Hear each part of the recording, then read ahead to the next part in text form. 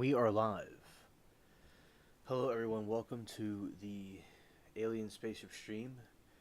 You could be watching from anywhere around the country or the world, and I really appreciate every single one of you. Coming to you from the Spaceship Studios from a galaxy far, far away.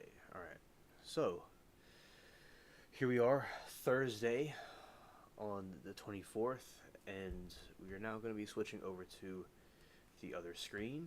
Alright, I'm going to make it a little bit more easy to see me here. Just going to put this there.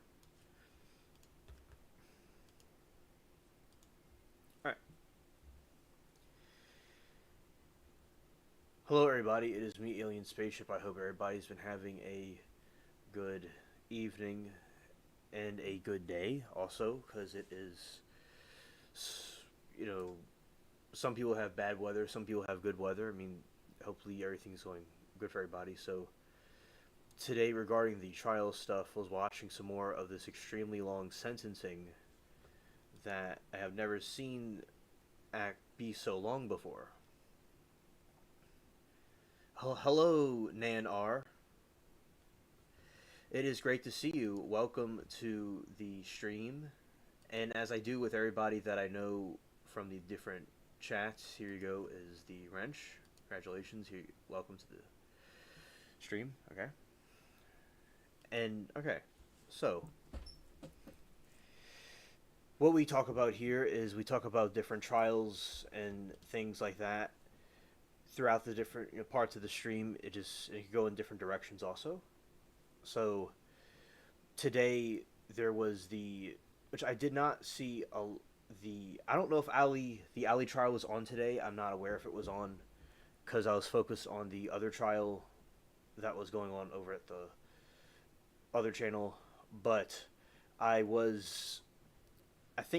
might come on Monday. I think I saw.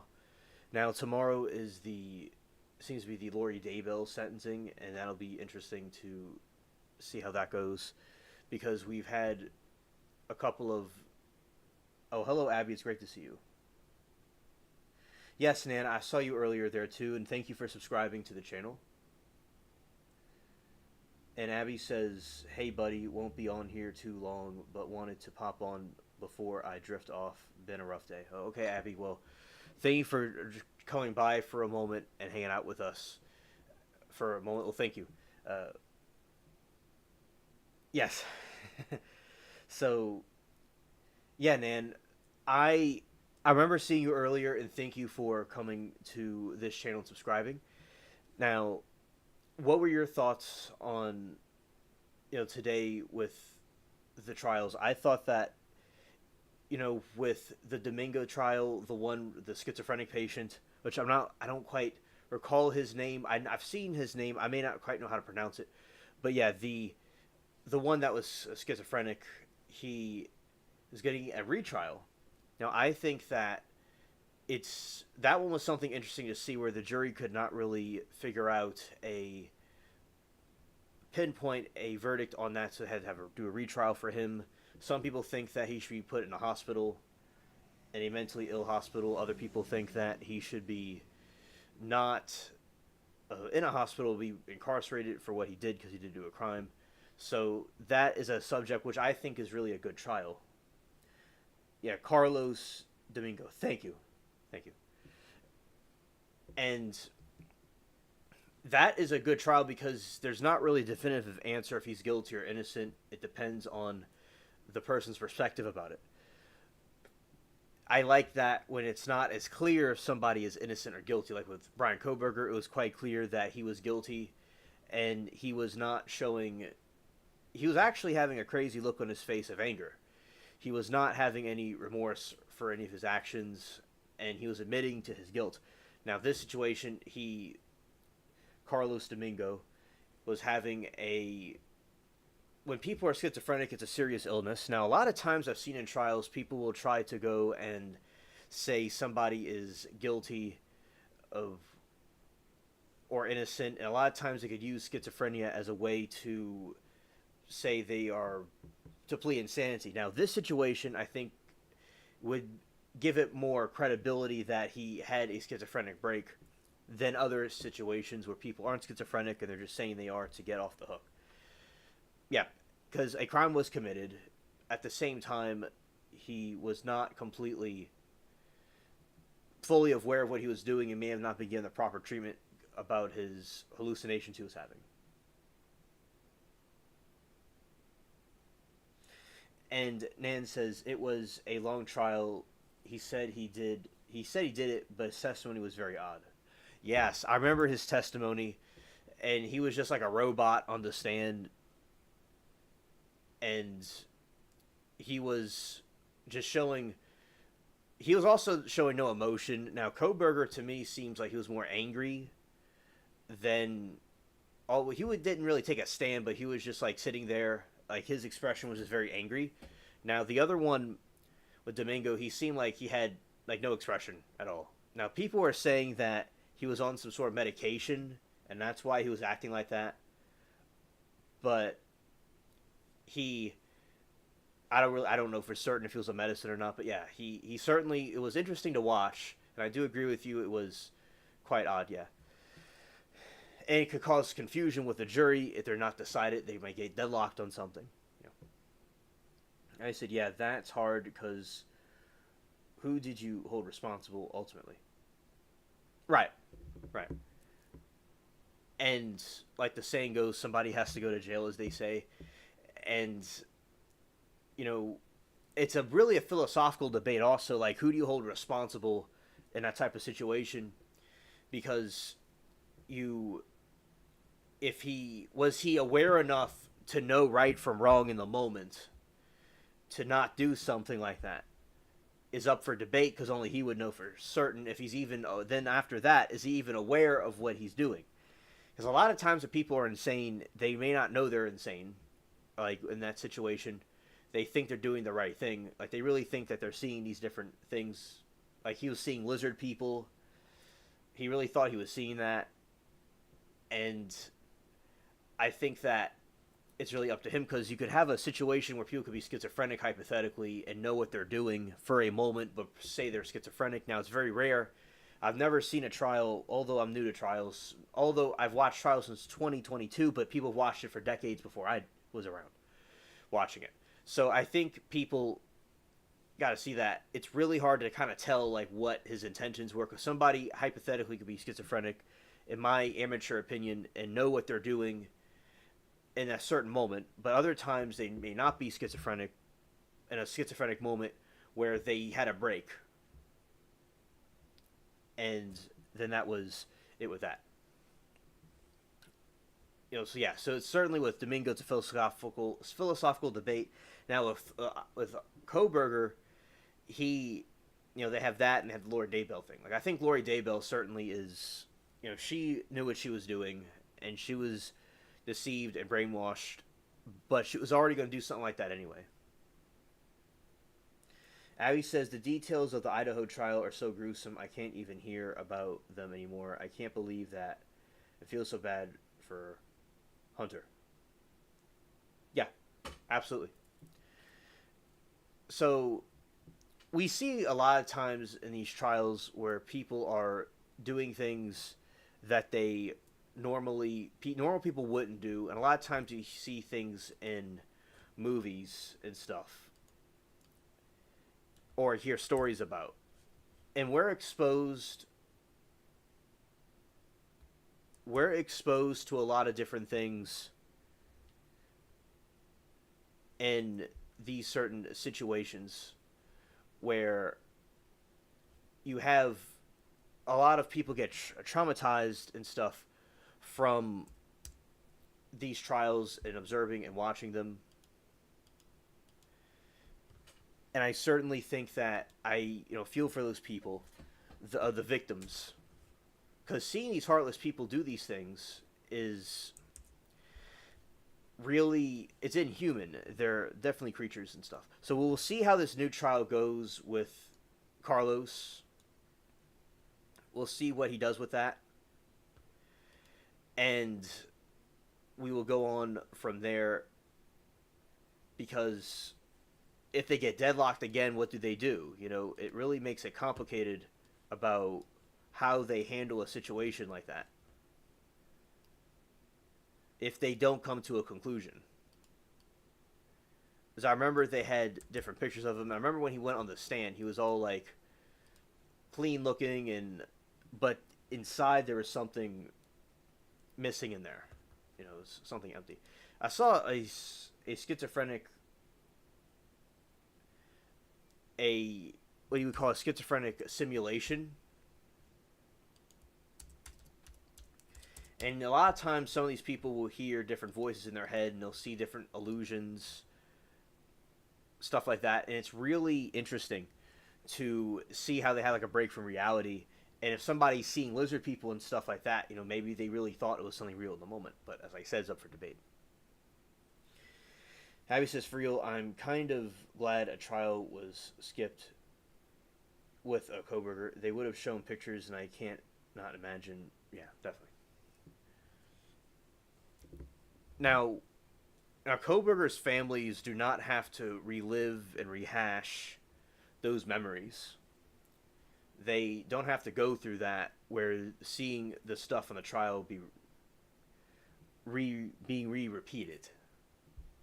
That's one good thing, but people do not think that the families are getting true justice because they don't really know why he did it, and people want answers. But then again, like the judge said, that maybe it is best that they do not get the answers because it's only giving him more credit, more information to see him in the spotlight rather than focusing on the victims and things like that. So I think that the judge had a good point, but of course I do want to know why he did it, of course. Everybody does.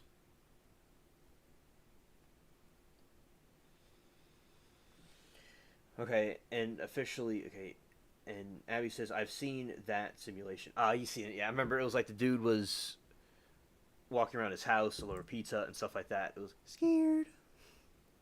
And Hamilton said, even if there was a trial, there wouldn't have been an answers, in my humble opinion. Good to see you, Hamilton. And yeah, I mean, maybe there wouldn't have been any answers. That's true. Absolutely. There's no good answer, no right answer. Yeah, and we're talking about how like people like that don't need, like Abby was saying before, that people don't need an explanation for why they do some things. People do things as they're pure evil. That is what happens for a lot of times. People will be pure evil. Sometimes people have motivation. Some people were bullied. There's a lot of different interpretations of what could be occurring. Now, I'm going to read the update about the Carlos trial. This is the newest update about it that I'm going to tell you all about. And we'll continue along, and then I'll make more commentary on the Koberger situation. And I'm also going to talk to you all about a UFO thing, probably, too. Right, Abby, the stalker, an evil MFer. Right. Because Bundy... There's different theories about Ted Bundy, but a lot of people think that he... he had an addiction to this violent stuff, but he already was bad to begin with, to be doing those things in the first place. There's something wrong with him. But a lot of times, yeah, some people just don't need a motivation. They just like woke up one day and put it on their calendar and said they're going to go and do it because they enjoy it. Nan said, if I was his parents or even grandparent, I would spend my life feeling I didn't see the signs and asking myself why I didn't. Right, Nan. Absolutely. That is what Susan Klebold feels about. This is the Columbine shooting that I'm referring to. So Dylan Klebold, that was one of the perpetrators in the Columbine shooting, she just feels like she didn't focus on the signs that were there, and she could have done differently to help him. Now, Eric Harris's parents don't really seem to be public about things. I'm sure they feel the same way. So that's exactly how they would feel. And with Koberger, his sister was in a serial deleter. I say serial killer is fine to say. You could say the word killer on YouTube. What a YouTuber I knew that I felt mentored by always would say delete instead of kill. So I like to say, I got in a habit of saying it. I like saying delete. So a serial deleter, his sister was in a movie. So, and her face looked very just freaked out and shocked about the situation. And then the mother was there, and he seems like he completely ignored his family. He just seems like a zoned out robot. Well, thank you, Nan, for showing support and hanging out with us. It was nice meeting you today. And shout out to Trial TV Live. It was very nice of them to give me a shout out. And Squeegee comes here sometimes and hangs out. So, shout out to them. And that is that. And thank you for the support. And Abby says, I'm going to bounce, though. Very tired. Good night, everyone. And hope y'all take care and have a great night. Oh, Abby, you take care. Have a great night. And thank you for hanging out with us for a little bit. All right. So that is a normal human reaction. And I think that it's good for everybody to be the best person that they can be. And we only get to live one life here. And I do believe in an afterlife. Others may not. But we all can agree that you get one shot here on Earth. People believe reincarnation, actually, which is, that's fine. That could be a truth, too. But, Earth, we have to make the most of it and not do these evil things. Oh, Nan, okay, I'm glad that you're here with us for a little bit longer. Thank you. So, it's a normal human reaction, and that's why I think that all humans, should take accountability. Like, for instance, I think Koberger should take accountability for what he did, and I think that people that, he has no right to blame anybody, and people taking accountability is good, and it's good for parents to see signs. It's good for kids to have proper guidance, that even if and I think a lot of people like Koberger, and with Carlos, if he had a psychotic break, it could be maybe an exception. I'm not too sure how to judge that one, if he really didn't know what he was doing was wrong. But usually when people do these shootings and these killings and stuff, including Bundy and people like that, women can do it too, but it's very dangerous. Like when a man gets like that, where they go by their emotions or their impulses, they want to do something bad to somebody, and there are exceptions, but men can show a lot of aggression and do things and overpower somebody. Usually they'll attack a woman, and they could usually overpower them because men usually are physically stronger, usually. So it's very dangerous when a man like Koberger or somebody like that, although Koberger's a coward because he did it when everybody was sleeping, and I'm sure they would have whooped him if they did it in person, when they were awake. So, yeah, and I think that it's very dangerous when a male, these men we see do these kind of things. And that's why I think it's best for men and women, everybody, especially men in this situation, because we're talking about these men that do these things, is that they need to not go by what their emotions or impulses tell them to do, and to be logical and not go by what the emotions say. If they're angry, or if they're envious, or they just want to do something evil, they should just kind of think of the consequences for their actions and to not act on those emotions.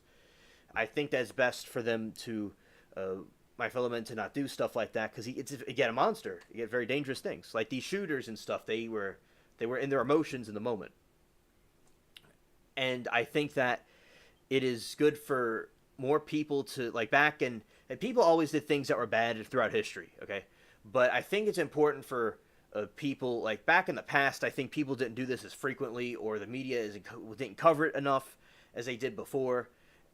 And I think back in the past, people had better societal morals than they do now, and I think people have just gotten out of hand. So yeah, people to not men that want to do these things to not be, and women too. Monica Sementelli, for instance, is an example where Monica Sementelli wanted to be with Baker, and she did the evil action to Fabio. Another example, men and women could do these things. That when people in general to not act on their emotional impulses, that anybody could get caught, anything could happen to anybody, and that you have to think of the longer ahead. You have to think farther ahead. For instance, Jeff Bezos made a clock that will last 10,000 years, and it will the cuckoo comes out every 1,000 years, and it ticks once a year, because he was given an example for people to think farther ahead, to, the people far after we're gone, that clock will still be there. It's in a mountain in Texas, and you have to go to a pilgrimage to see the clock. So you see people like him. He had the Amazon, the company, was successful and stuff like that. But I like the key lesson about thinking farther ahead and not just thinking in the moment. A lot of people make a decision in an impulse of a moment, but men and women, they both have to think farther ahead about their actions. Like Brian Koberger could have been like, you know what, think farther ahead about this. He may have wanted to commit the perfect crime, but he didn't. He got himself locked up the rest of his life. And he just was a disappointment and a disgrace and hurting those beautiful, people that he deleted. So I think that with all these people, it's an example of why it's best to just not act impulsively. But we all make mistakes. We all make errors. Okay? And life is just a learning experience. So it's okay to make mistakes and stuff. But yeah, these individuals that are having a predisposition for this kind of thing, it just shows that they need to take personal accountability for what they did and not blame anybody. Because one time I was watching a scene from there's like the Sister Wives show, and the dude was like, he takes responsibility, but there's a lot of blame to go around. It's like he didn't need to take responsibility for his own actions. So when something goes wrong, yeah, because and when people don't take responsibility and people are encouraged to be more like emotional about things, you're going to get people that do, in my opinion, these type of actions be more normalized. Yeah. So that is my take about it is good for people to take responsibility, especially these criminals that we see on these trials, and not blame anybody but themselves, because they're the reason why they got into a situation. Like saying that somebody made somebody do something, it's like, or the devil made me do it. My favorite one is the devil made me do it. And I do believe in spiritualism, and I believe in God and stuff like that. I'm not saying that isn't a factor, possibly, hypothetically, but people let that in. People have a free will, and the devil can't make no one do anything. It's just people have to take accountability. Yes, exactly, man. Right.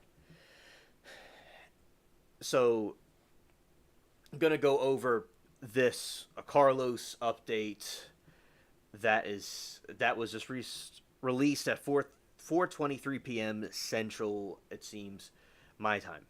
All right, so New Jersey trial ordered for Carlos and deadly 2023 Davis stabbing spree. Carlos will be retried in 2026 for the knife murder of two Davis men and the attempted deletion of the deadly 2023 spree lone survivor. A Yolo's Superior Court judge ruled Thursday in Woodland, even as he floated the idea of a settlement in the widely watched case.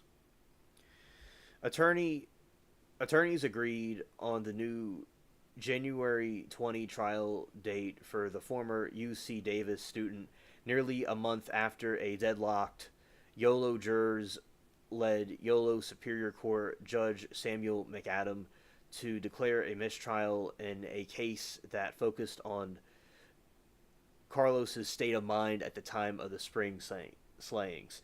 Something I say for fun is that I say scared. It's a funny drop that I do, and a lot of people think it's funny, and I say scared. Maybe in the chat sometimes they have people that will say scared just because I like to say it on the show because it's for fun. All right, let's see if this works right here. This was updated. All right. I'm going to read this one.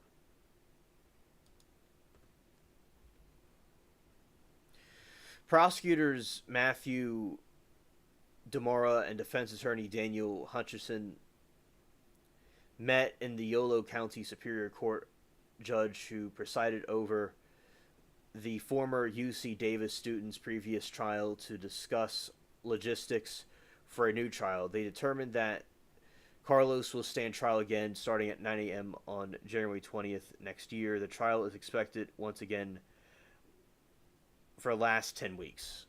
Carlos was found guilty on first-degree murder and the stabbing deaths of two men in the original trial, as so he cannot be retried for those charges. However, jurors were deadlocked on a second-degree murder attempt, attempted murder, and involuntary manslaughter. That's what led to the mistrial in June after 9 days of deliberation. The foreperson also insisted that the further deliberation would not change the split verdicts. Below are the juror votes of the counts of this in a mistrial. The second degree murder of David Bro, 10 not guilty and 2 guilty votes. Second degree murder of Karim, 9 not guilty, 3 guilty votes. Attempted murder of Kimberly, 8 not guilty, 4 guilty votes.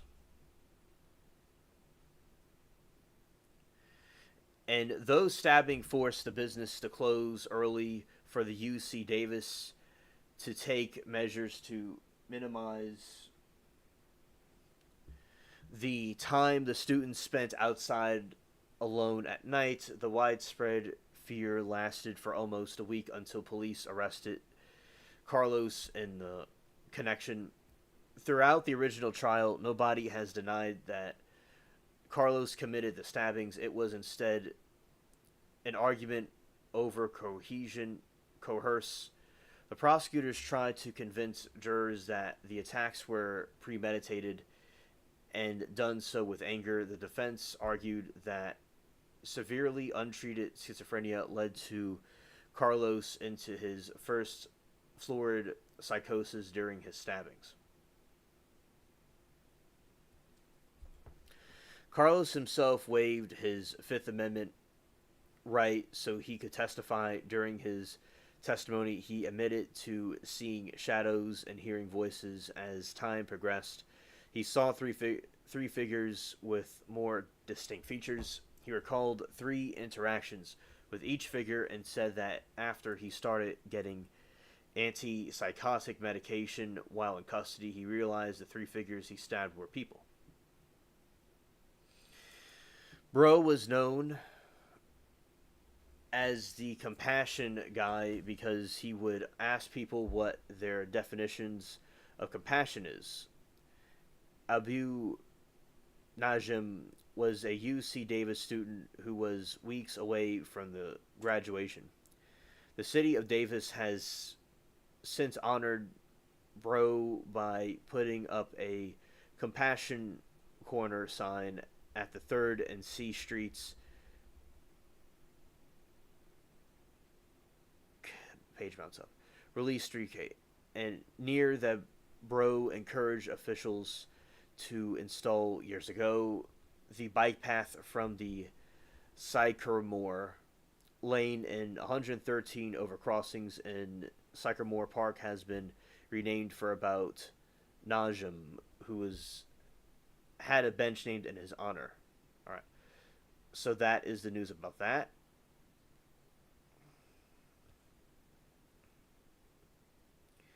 And also, Hulk Hogan passed away from cardiac arrest.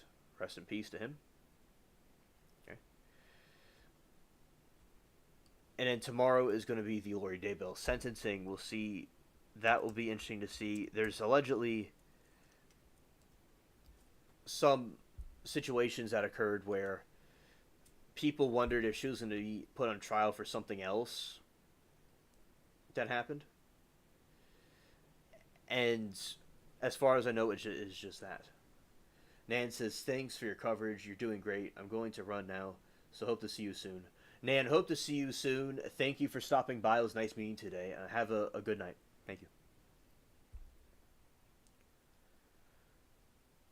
All right, so we have this right here about talk about the Lori Daybell thing for a moment.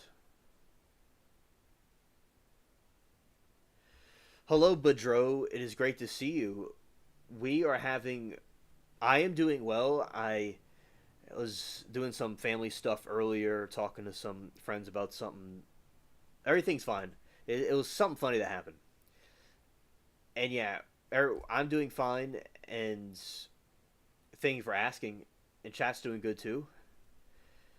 We hope that you're doing fine as well. And that was a very cool plants that you're growing. They look very, very good. Coming out very well. Lori, I want to talk about Lori Daybell, which is the sentencing will be tomorrow. After that, I'm going to talk about some of this Epstein drama that's going on. All right, so Lori Vallow Daybell's Arizona sentencing nears after judge denies new trial.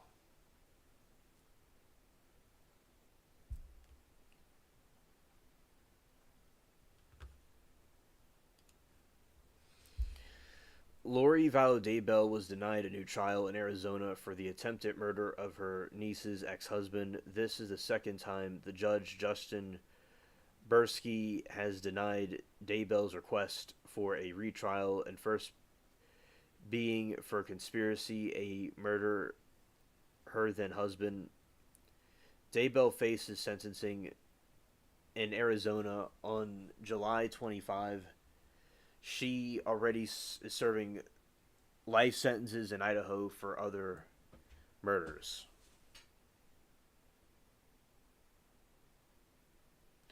Bedros said, "Thank you, Alien. I think it might be spaghetti squash. I'm looking forward to it." Oh, that's very delicious. Very delicious.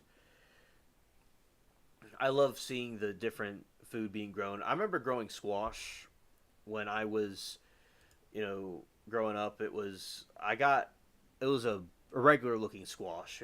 I've actually grew squash before that was from it's like the yellow squash. I've grown yellow squash from seed.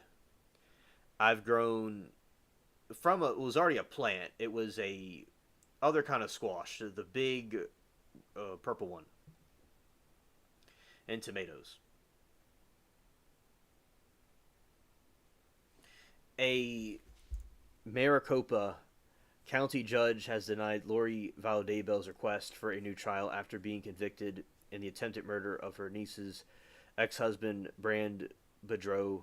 Judge Justin Bursky's ruling was filled with July 22 and was the second time he denied a retrial bid for the Daybell. Earlier this year, Bursky refused to toss her conviction for conspiring to murder her then husband, Charles Vallow. Daybell, known as the Doomsday Mom because of her apocalyptic beliefs, represented herself in both Arizona trials and frequently clashing with prosecutors and Bursky at one point.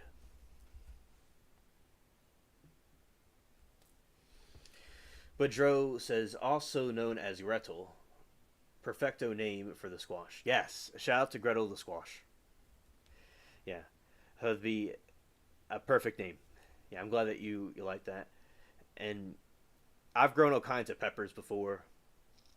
My favorite one is the Thailand dragon pepper. So the Thailand dragon pepper is a very hot. It's not the hottest pepper. Now I have some other peppers I'm going to be growing, but I'm going to have to get some soil. The backyard soil is good for the plants in the ground, but it doesn't seem to do the best for plants in a pot. So getting like soil for a pot is the best way to go with that. Yeah. Right. Day New headphones for myself. Oh no, these are headphones that I always have. These are the headphones that I always have. Maybe I haven't been wearing them a lot lately, but yeah, these are the same ones that I've been having since December.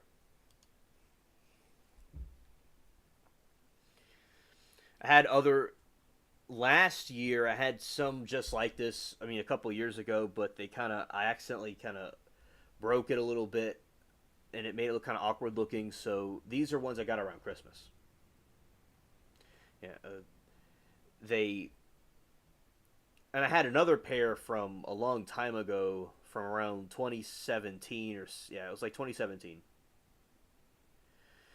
And in 2017, it was fake beats from but I didn't mind. It was cool. It was like they look real to me, but allegedly they were not like real, but they look very real looking.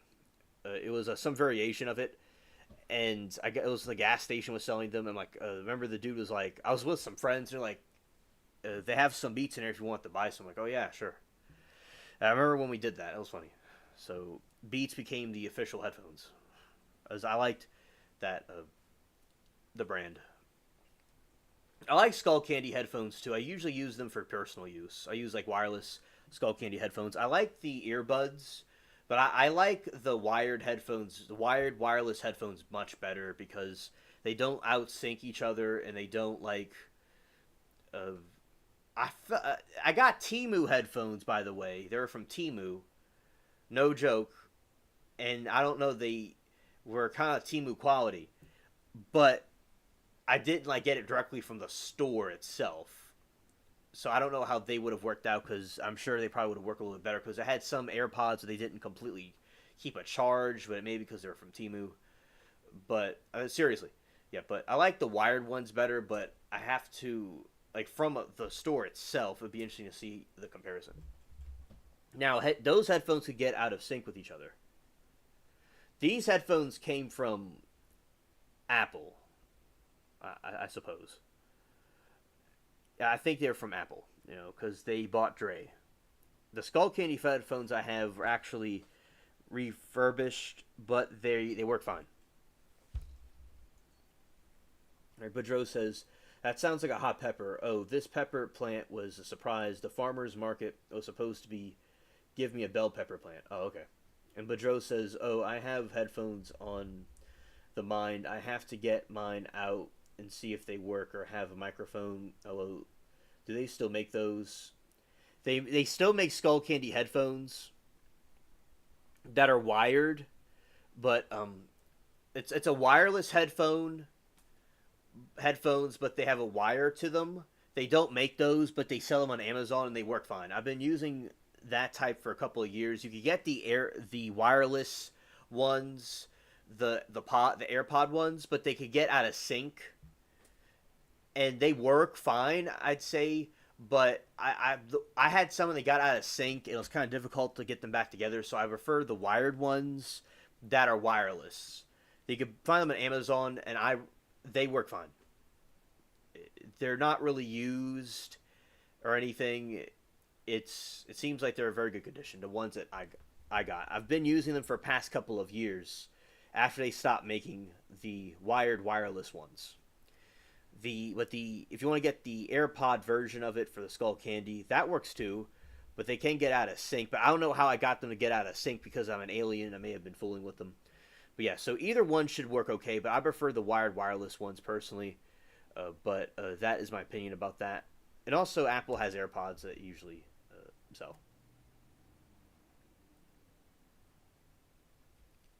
Like, let's see.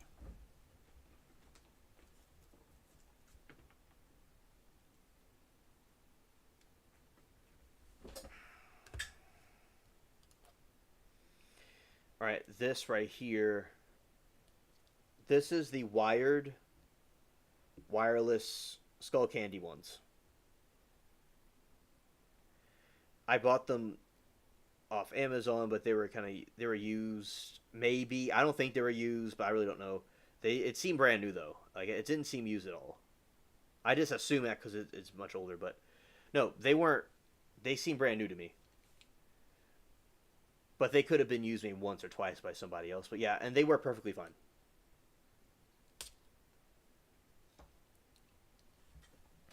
But the wired version, the one that are like the AirPod ones, like these, like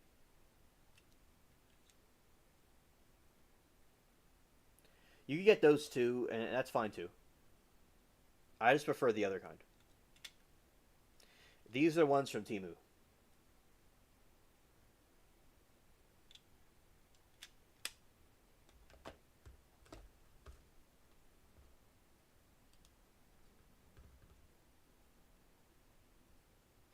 Yeah, you don't see the alien hat. Yeah, usually with the alien hat, I have them on like the hat. The hat's right there. helping the phone charge. But yeah, I have my hair being shown instead of the hat that I usually would wear, and maybe that causes it to look more visible. Really, the headphones I'm wearing just for an effect, just for a show, they don't really serve any kind of purpose with the stream really at all. Like I'm hearing nothing. I don't hear. I'm not using them to hear anything. It just kind of blocks my voice out a little bit.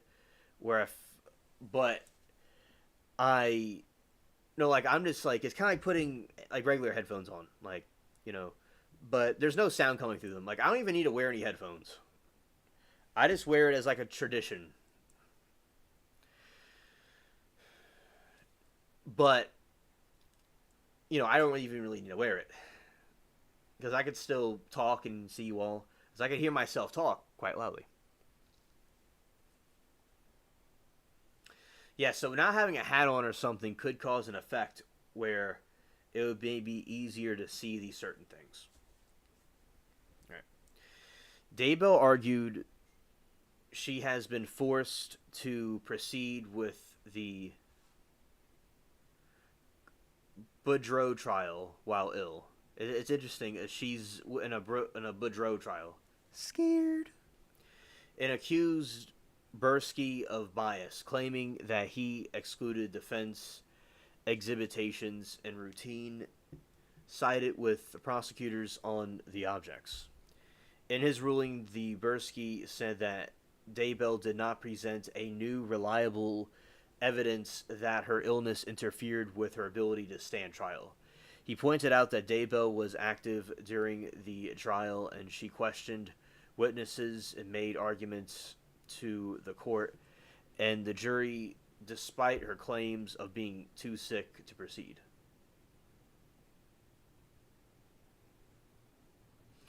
Daybell's sentencing for both Arizona convictions has been scheduled for July 25.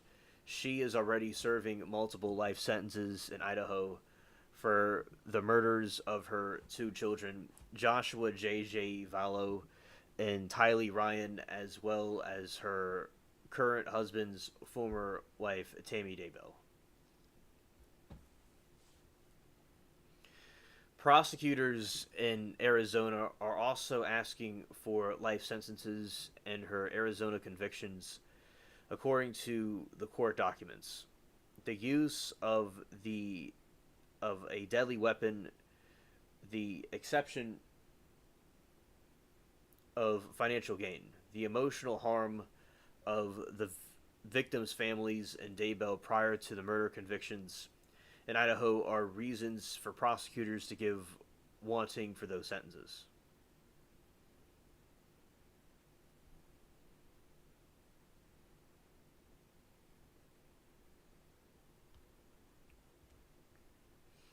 Yeah, that is a situation with Lori Daybell. Tomorrow, the sentencing will happen.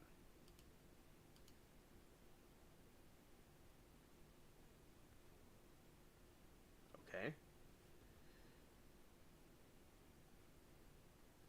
But something I want to say is that, a pumpkin is a type of squash. By the way, we're talking about squash. A pumpkin is a type of squash.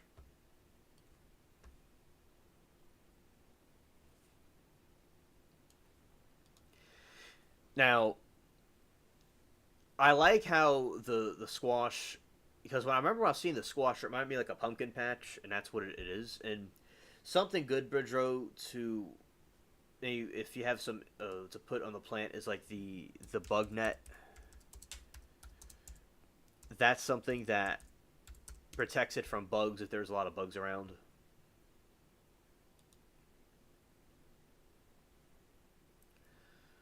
For if that was an issue, because a lot of times you have stupid pests that will try to act stupid. So for instance, you have let's see, pumpkin, for instance.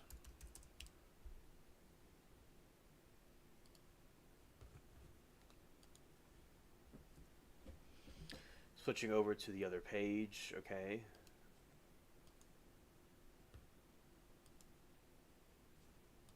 Yeah, so for watermelons, anything like that. You have different food being grown. Yeah, so you have these certain types of bug nets to protect pumpkins and stuff like that from being harmed.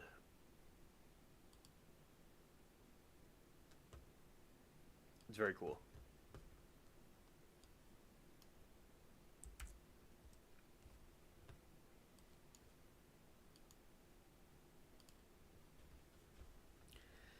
Now, a lot of times, like it just depends. Like if with like tomatoes and stuff, which I wish with tomatoes and things like that, a, I would have had some more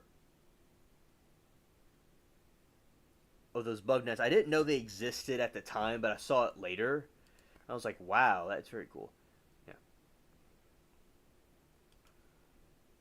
Yeah, somebody holding a pumpkin. You got a couple of these. So, and with jack o' lanterns, they originally came from those. It was originally a turnip. So the turnips actually were the jack o' lanterns. But then because that's what the story is, and then they switched it when they came to America to the pumpkin because it was so big.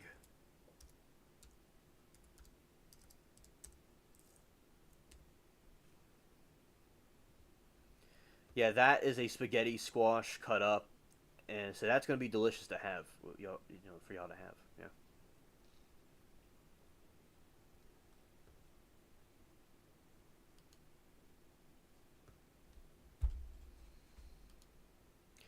Okay. And this is the bell peppers, for instance.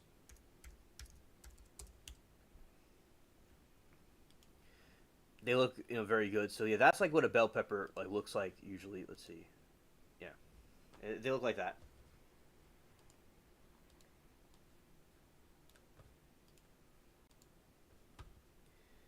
And they're not usually hot. They just are for complimentary of dishes. Yeah, and this is the turnip jack o' lantern.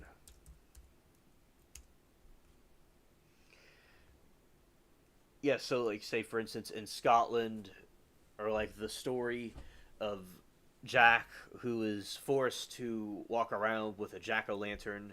Yeah, that's what the original jack o' lantern was. And around a couple of months around Halloween, I'll get more into this, but yeah, so that was just an example. As a fun fact that was the original jack o' lantern. Scared. Okay. Yeah, shout out to the little turnip right there.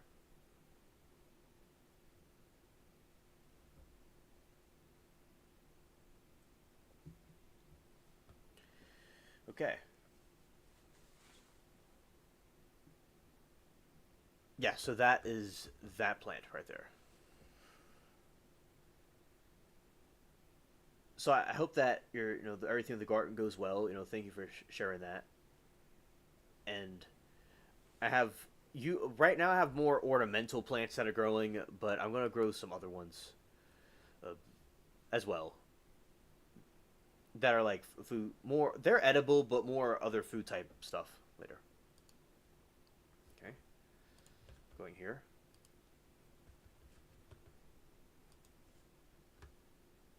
I'm going to talk about. Let's see what's going on with the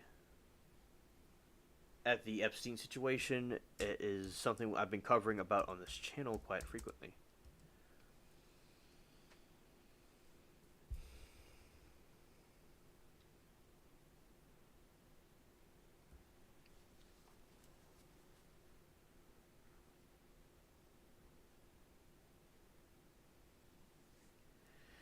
Yeah, it is very creepy. It's yeah, it's a little more scary looking than the other jack o' lantern. Now, when I was growing turnips, they you like the yellow and orange peppers the best. Okay, Now, when I was growing turnips, I was wondering about like where they thought these things are like jack o' lanterns, but I've grown turnips. I've gotten really big roots, and I can see why they use that as a jack o' lantern. And you like the yellow and the orange pepper is the best. Yeah, and like a pepper usually will be green in the beginning, then it turns red over time. And a lot of times you'll have peppers that could be from like that could be dried out. I've dried out peppers before, and I've grown beans because they grow pretty well in the bad environments of the drought that I had and had them in storage. Like I'll grow things, and I'll just put them in storage, and I'll have them if something goes wrong. And it's good to have like a backup supply. I think it's always good to have, and then you'll have these other things in bad situations. Oh, you made a successful apple jack o' lantern. Oh, that is very festive for the Halloween season, where you'll have people who do stuff like that. I've never thought of an apple jack o' lantern before. Like you'll think that usually you don't have that as a jack o' lantern, but yeah, that looks actually pretty cool. And apples are very festive for Halloween seasons because they are part of that type of theme, and a lot of the incense of it is from that too.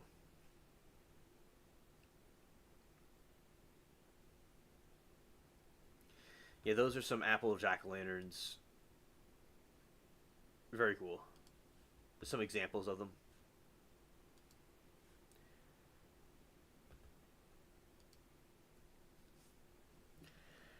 I remember I kept a jack o' lantern for like a year. I mean, I kept a pumpkin for over a year, then made it into a jack o' lantern when it was like almost like kind of like around this time period in 2022. And I remember I put a video about it up back then, and yeah, that was a fun thing to do. And I kept the pumpkin was like around. It was inside, so it was preserved longer, and it lasted to like July. And then I did the carving of it before it completely disintegrated because it was going to disintegrate naturally because it was so old. Yeah, so those are some spooky ones right there, and you got these stuff like that. That one's pretty cool. Yeah, so they could be used for stuff like that. These are some pretty. These are some. That's how big a turnip could get. I I have grown when I grow turnips. I've grown them to be very big because I like to use it for more food. Because like the radishes are very good to grow, and they're kind of smaller. And also I like to grow French radishes. Now these type of radishes, I mean these type of turnips, can get very big, and it's good because it's more food, to have stored up. Now I've grown broccoli before. That was pretty fun to do.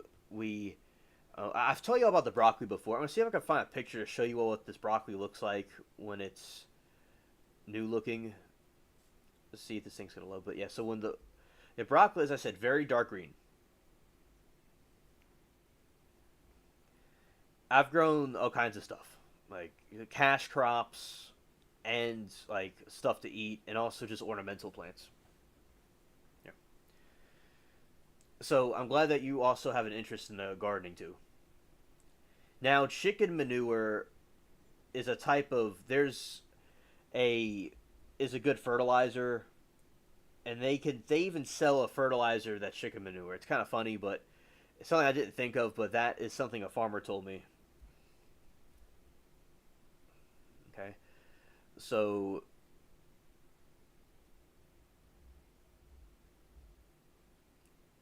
see this picture. It's this picture app if it's going to load or not, but I could always show it through the other way. Yeah. Now,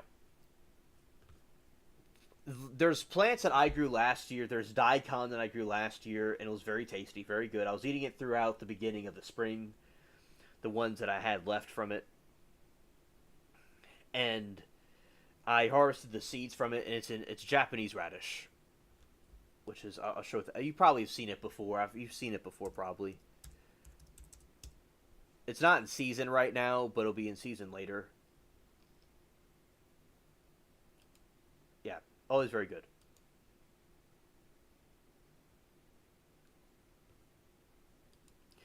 Also, it's good to have pickled turnips. That's something that I've heard of. That's pretty good. The pickled turnips.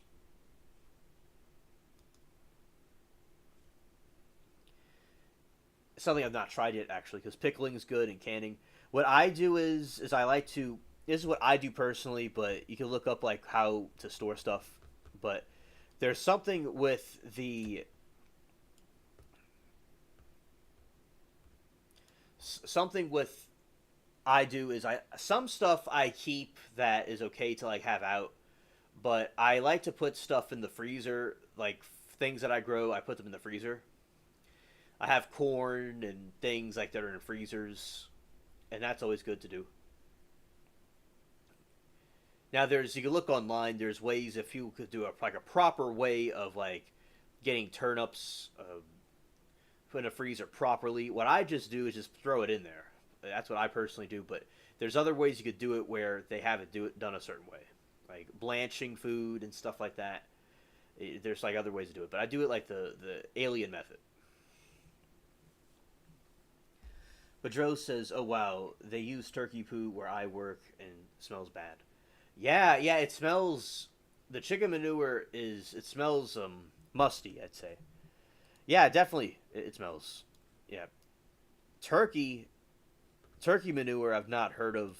That's a similar type of bird. I'm sure duck manure is used too.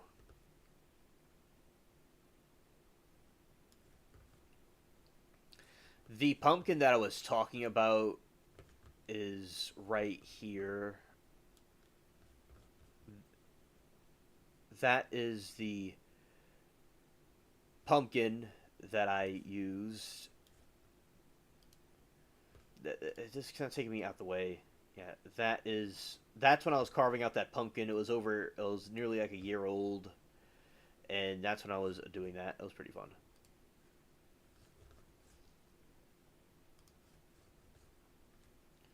Okay, so let's see this with this picture that I had of this thing.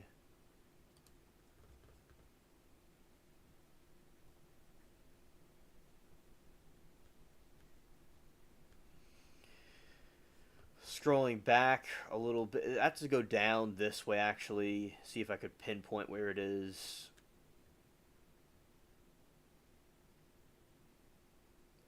It's right here somewhere.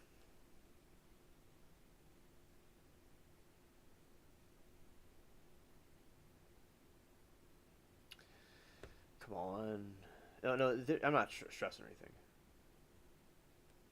Yeah, it's a small town thing. Yeah, that's a way to put it. Yeah. I know the way I learned was from farmers that are in the country.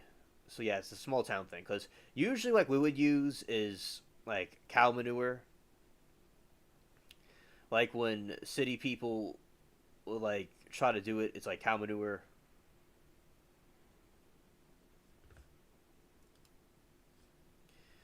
But that is something, as I said, is very interesting right there. Because in the country they seem to use a different type. They use all their chickens and their turkeys and stuff like that. So they seem to do it a little bit differently than people in the city would do it, or they do both. Probably that's probably what it is.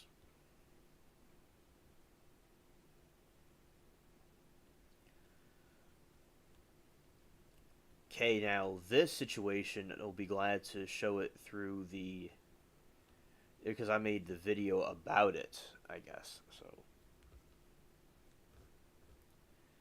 it's somewhere. Let's see.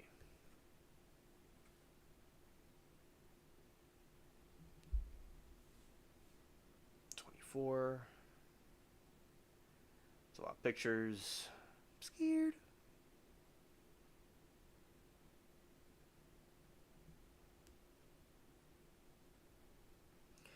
Yeah, it's a lot of these family and cat pictures and stuff like that. If it's okay, I'll figure this out another way. It's okay. Here we go. It's around this area. I don't know what year I did. I thought it was in 23. Maybe it was in 22. Year prior. Okay.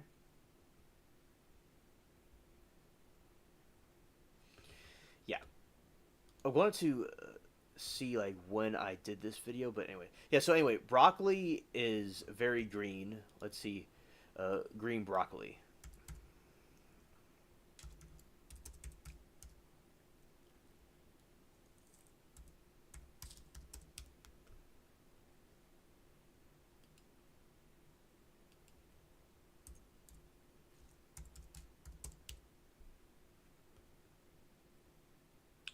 Actually, these don't really look like it. You see, that's like a broccoli plant. Like that's what it looks like on the plant.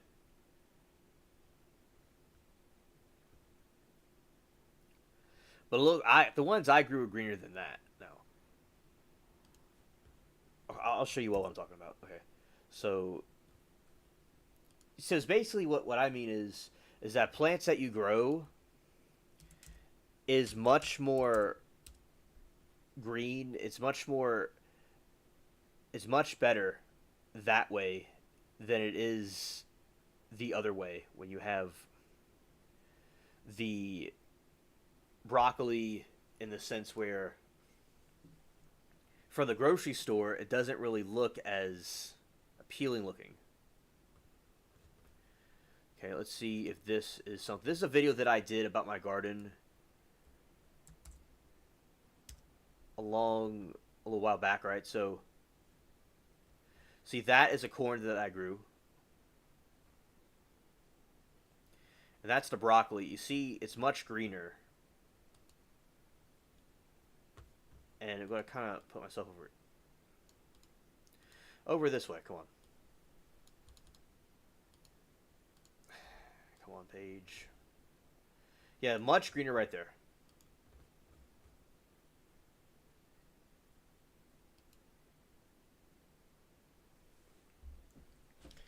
And Bedros said, certain plants my family historically doesn't grow because they get eaten by worms or by other insects. Yeah, especially in a time where people didn't have the resources and stuff like that to block it from insects, because there's ways to repel insects. Right, so that is sweet corn. So sweet corn grows very quick. It grows much quicker than regular corn. It just takes a couple of months. It's much smaller stalks. You see, like that.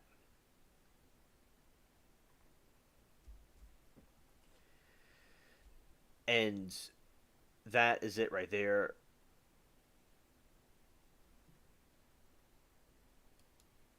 See, that's some nice sweet corn. And that's this other one. You know, taking it off. Right, that. Okay.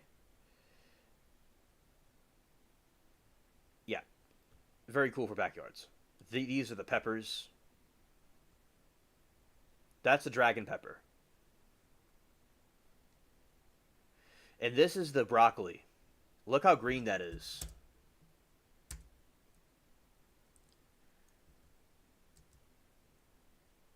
It's completely green. And see, make the quality a little bit more HD looking. 1080, yeah. Alright, see, look how green that is. This is from the grocery store, for instance.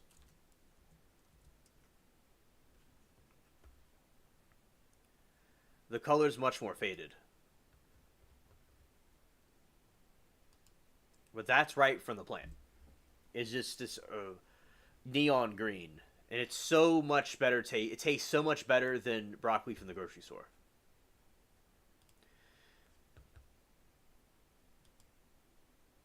Yeah, completely different. I grew these. It was like around the end of winter because there's no bugs. That is the plant of a broccoli plant that has is blooming and making seeds right there.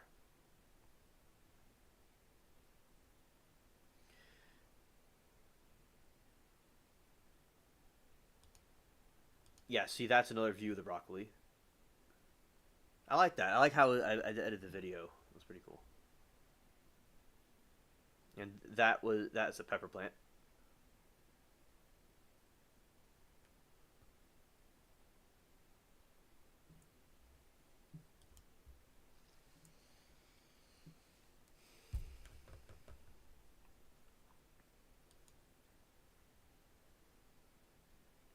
Okay, so yeah, that is like an explanation. Like when I'm talking about these plants, I'm serious. It's like it's completely, totally different when you have it grown on your own yard. But remember, with insects, remember mint is a good insect repellent naturally. Also, another good insect repellent is now. I was reading that garlic gets rid of rats because I was researching about rats and castles because some structures around have like mice in them, and because they're kind of built similar to a castle, and that's why because of the type of structure they like dark, cold, cool areas, and you have like certain parts that were built like a castle, so it that's why some parts have mice. Now, yeah, garlic gets rid of mice and different things like that, and mint is a good insect repellent. And like for plants, for instance, you can get this. You get like net for plants.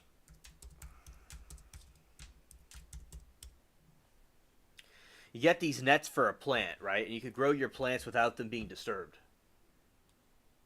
by anything. So your ancestors, they didn't have this type of technology, or they didn't have this concept where you could buy these kind of things. So, and I didn't know about this until one of my friends was doing gardening, and I'm like, whoa! I didn't. If I had known that that existed, like that would have been so much different. Now, the thing about peppers that is good is that the insects don't like eating peppers because they're spicy. Yeah, but when you do that, it's very good for your yard.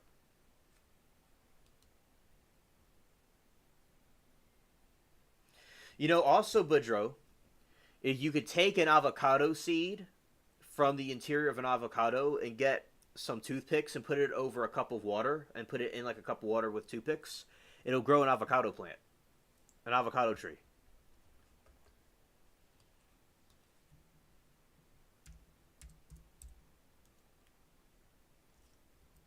I learned that in school from one of the teachers.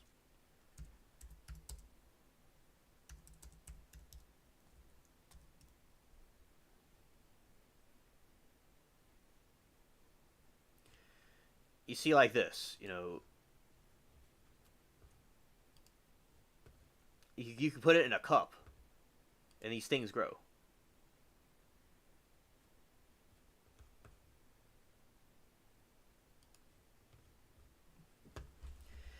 Now they don't do well with cold. So like if somebody lives in a region where it's kind of cold, you know, I'd recommend putting it in a pot, and it could just live its life in a pot. Or people could try to plant it outside, or people are going to plant it in the ground when it's a little bit older would be better.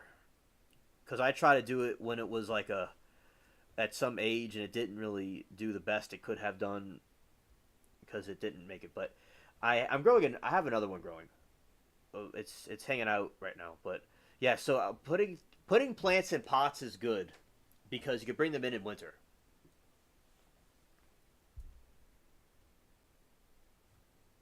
Like that. See people putting it in a pot, and it gets a lot of sun.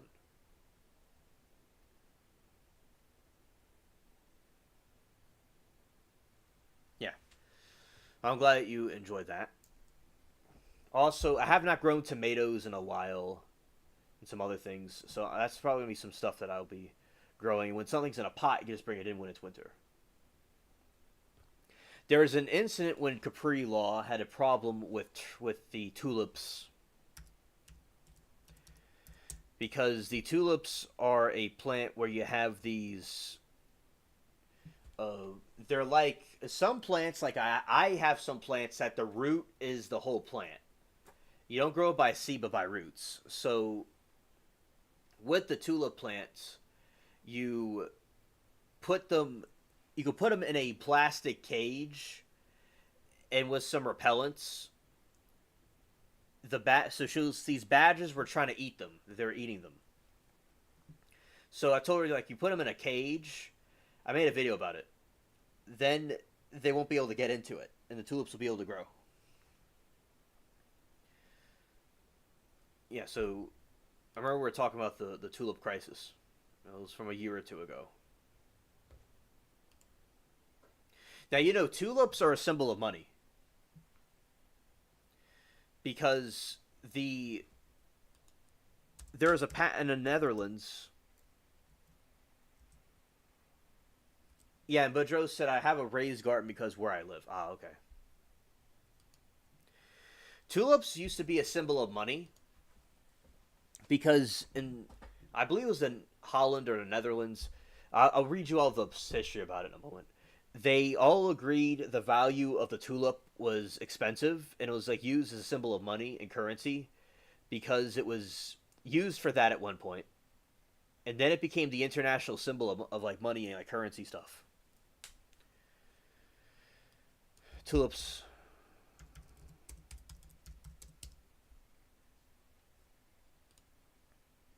Let's see. Oh, I want to use the AI app thing. It's not an app, but it's like Google AI. This for some reason supports it better. Let's see.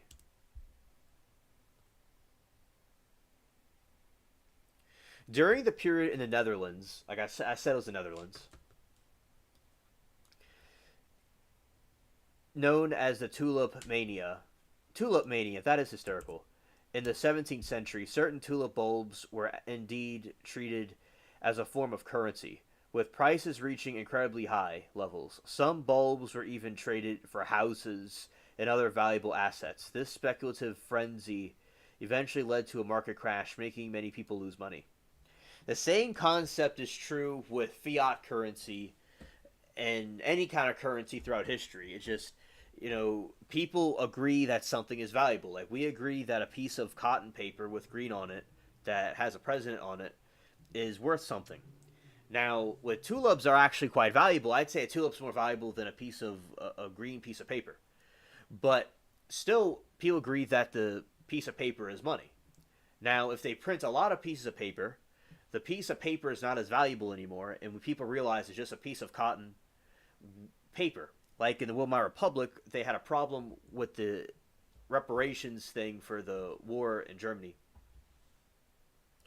They printed the money so much, it's like you need like $1 billion to buy a glass of water. It was stupid. And my friend in Germany told me people used the Weimar Republic money as firewood because it was really worth nothing.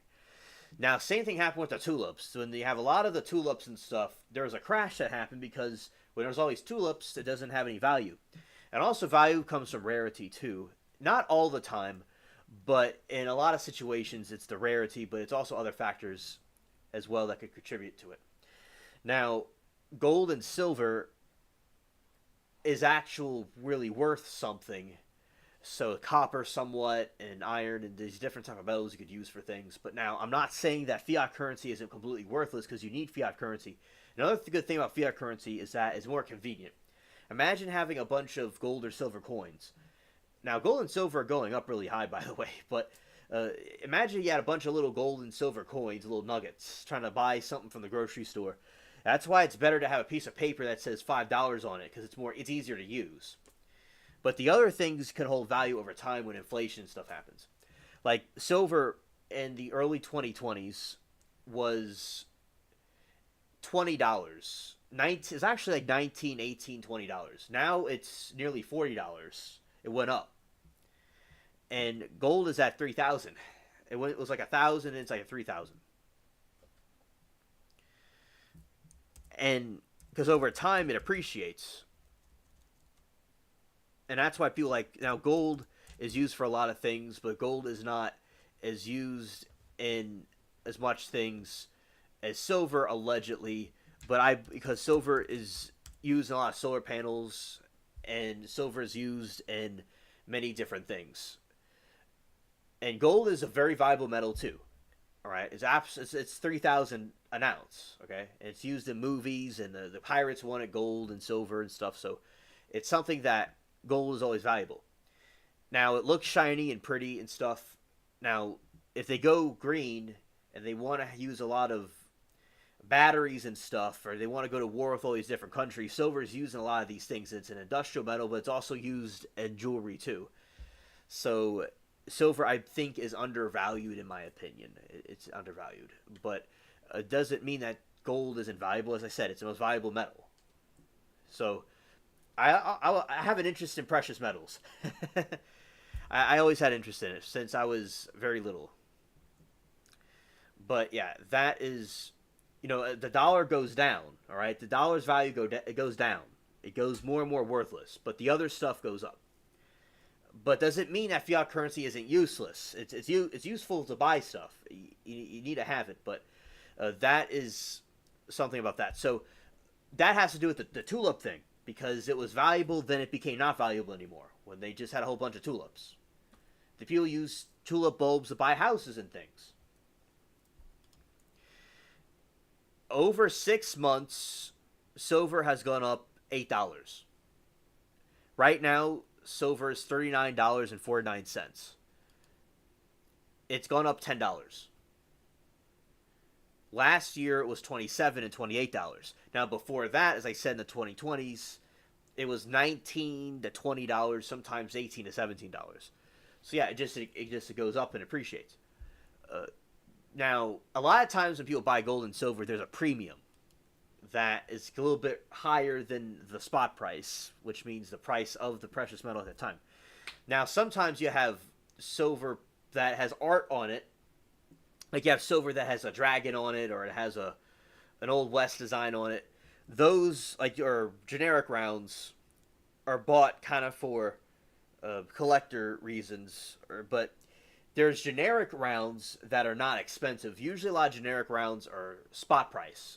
So say like there's a buffalo and one side has an indigenous person on it, right? So that is a generic round that's the spot price. So it was like $20 in the past. Now it's like $39. So if people are going to collect it, it's recommended to go for generic rounds that are closer to spot price. There's kind of more collector type pieces where it's for like a hobby. Like if you have like a dragon on it, it's not going to necessarily, it'll be just an ounce of silver, even if you buy it for something more than what it's worth, but it's kind of cool to have on your shelf. There's Superman pieces of silver and gold, right? But those are going to be a little bit different. Now there is bullion, like say, I see what you're saying, Bedro. I'm going to get to you in a moment, because I see you talking about copper. I like that, what you're saying. So with silver, it's the bullion, which is gold and silver bullion. It's issued by a country. So if all the silver went down and gold went to nothing, the face value, because it was from the United States Mint or from the British Mint, stuff like that, it'll be worth a face value of $5. They're like the Chinese panda, for instance, is very popular. It has a face value of 10. But that is like the bullion. So the bullion is worth a little bit more over spot now. There's a debate about when a silver tarnishes, because it can tarnish under certain circumstances. Especially like I have had like a piece of silver, and I like touched a piece of it, and then like a little part of it may tarnish slightly. But usually, if you have to wear these like gloves, I learned that later. You have to wear like these gloves to touch it.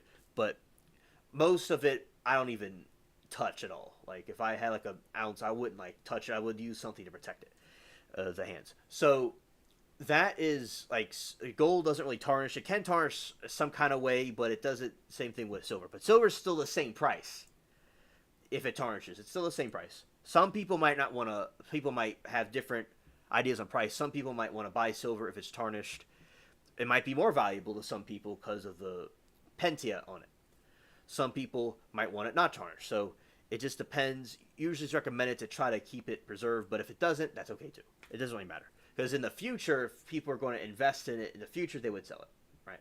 So it doesn't really matter with that, but usually it's recommended to wear protective gloves and keep it sealed a certain way so it wouldn't tarnish. But gold usually doesn't do that. Like you could touch a piece of gold and it doesn't usually do that, but I've heard it can have some form of tarnishing. It's just not as noticeable. And Bajo says, did you hear about using copper rods to help plants grow? I've never heard of that before. That's a good idea. Though then, I think that's a cool idea. Why not? Usually we use rods or pieces of wood. But a piece of copper rod sounds like a great idea. I don't know why not. That sounds pretty cool. Shout out to your friend. Now, pennies are going to be discontinued. Now, with pennies discontinuing, they are not going to have them anymore. So I guess pennies are going to go up in value, I guess, as a collector's item. I've seen pennies that are like from 1917. That's incredible. You know, to see an old penny like that. Or sometimes a deformed penny. And a lot of times, like, people will do it for the long haul. They'll go and have it. Like, some people get nervous when they invest in silver and stuff or gold because, like, they'll see the spot price go down, right? Because there's a time last year when silver was, like, it went up to the mid-20s and it went down into, like, $19 or $18, and people were panicking and selling it. People panic sell. You can't be panicking. Like, you have to go through the long haul for years and years. Like, YouTube, I feel, was an investment of mine. Not that it was about money, but it was something that long-term, over years and years, appreciated over value. I based off the subscribers because the subscriber number went up, and I stuck in there for a long haul, and it went up, right?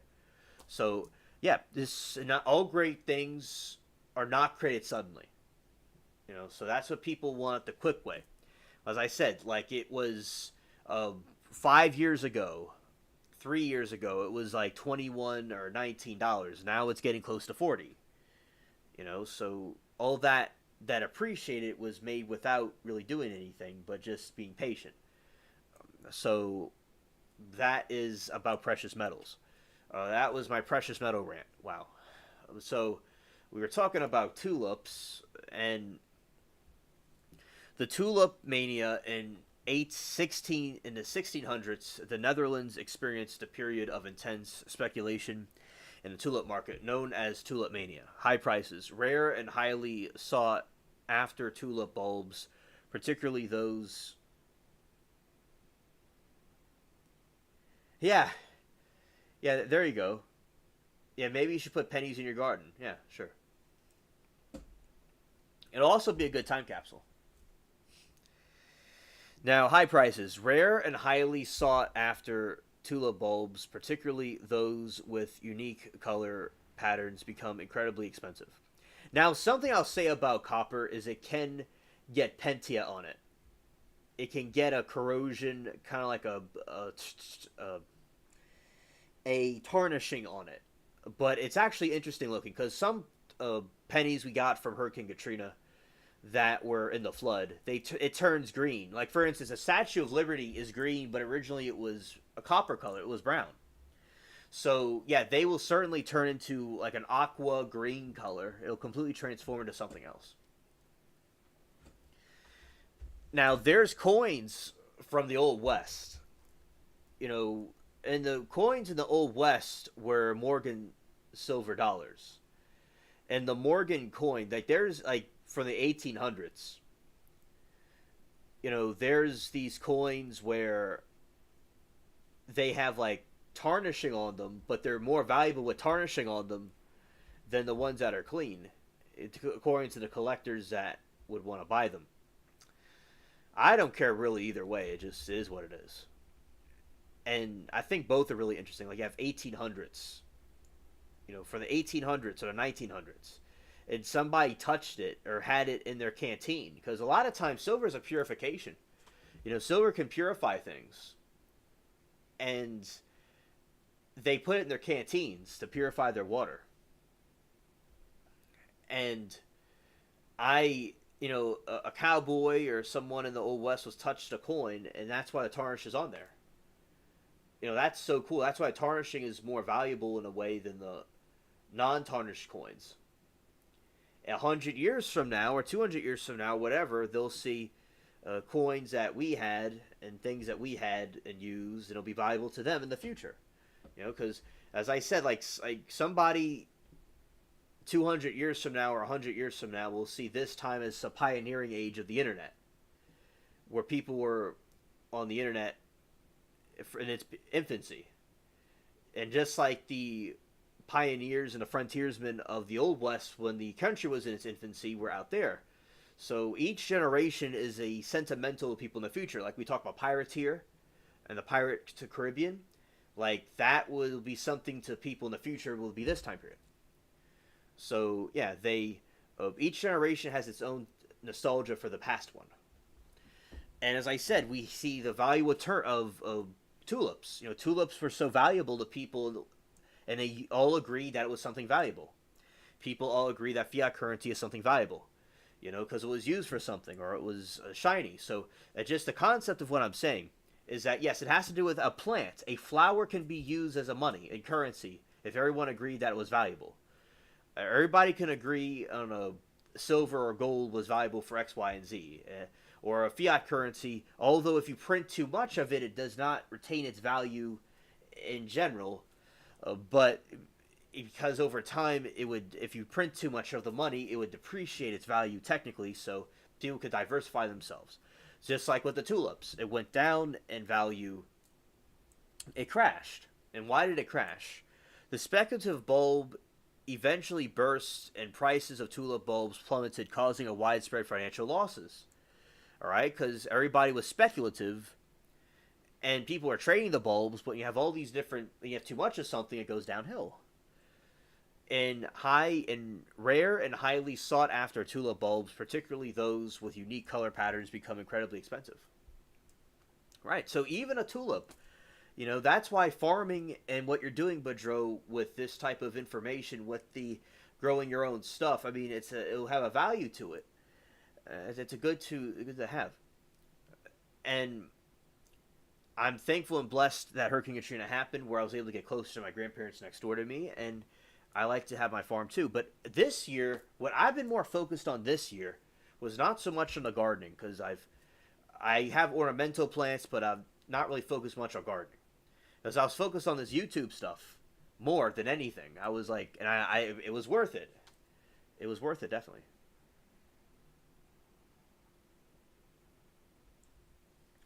And Bajo says, yeah, wear a necklace, turn your neck green, had that happen. Yeah, yeah. And they call sometimes with tarnished silver, they call it a toning.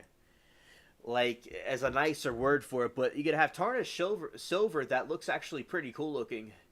It just depends. Like, sometimes it could tone itself pretty well. As I said, I don't really care either way. I like to see silver when it's not tarnished, and other times when it is completely silver looking. And one time I liked a piece of silver where it was based off of the Old West. I like Old West stuff, as you can kind of tell. And it was the Morgan, which was on the original coins, but it was on a little bar. And I thought that was cool. And the story behind it was silver that was struck in Nevada. Because in Nevada, when they're going out west, they saw all this glass on the mountains and all over the ground, and it was silver that they were seeing. And they had silver mining. And they had silver mining everywhere. They over out there, and also gold too. And usually gold and silver follow each other. Oh, me too. I would love to use tulips as currency. I learned about the tulips. I learned about the tulips as currency when there's a interesting page. Let's see if it could reload. Ah, okay. It's being. Oh, I must be on the wrong page. Okay, that's why she's only seeing a piece of it. It was on Google Chrome, but I'm on Goofy Firefox. Okay, Firefox isn't goofy, but Safari isn't goofy. I meant, but I was being goofy by showing you all the wrong thing. Okay. All right. So yeah. So imagine using that as currency. That would just the world would just be so much more peaceful. Yeah. So people agreed and used that as a type of currency.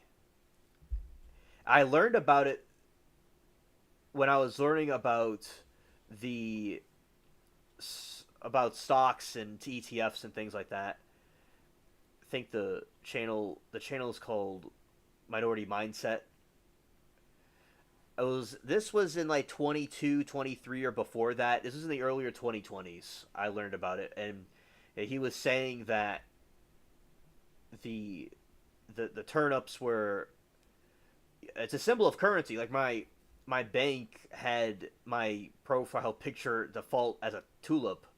That's why, because it was the that's a symbol of money. So yeah, and you see over time. Another thing is about panic selling. Like when the stock market went down in 29, people were gonna buy all of it, and then it went down, right? But guess what happened when it went down? Everybody went and bought everything. Oh, hello, overtime. Good to see you, buddy. People went and bought a bunch of it, and then when like the 50s, it went back up. It was great for the people that had bought it.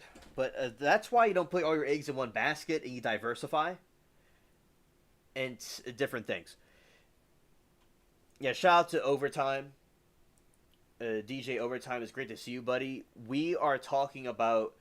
Uh, I was talking about trial news and or getting to like Epstein updates, and while I was talking about gardening, and I was talking about when Capri Law had a tulip crisis, and I was telling her how she could. Oh, nice! You're organizing your studio. That's awesome. When with the tulips, and I was telling her like when she gets the tulips in a plastic cage, and the animals won't try to eat them because they're digging them up. And I was saying that tulips were a form of currency in the past, and with the currency, it's everyone agreed that tulips were worth something, and people used tulips as currency. Then there was a tulip crash. Yeah, facts over time. Yeah, we're talking about like currency and like basically like gold and silver hold a value, and it goes up over time. Even if it goes down, like sometimes like when silver would go down or gold would go down, people get panicked. Yeah, tulips were used as money. I ain't joking. I ain't tripping. I'll prove it to you. Watch this.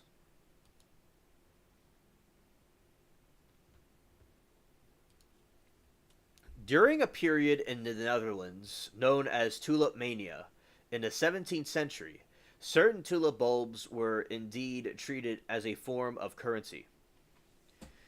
With prices reaching incredibly high levels, some bulbs were even traded for houses and other valuable assets. This speculative frenzy eventually led to a market crash, making many people lose money. Wow. Okay, Budro, it was nice talking to you too, and have a good evening.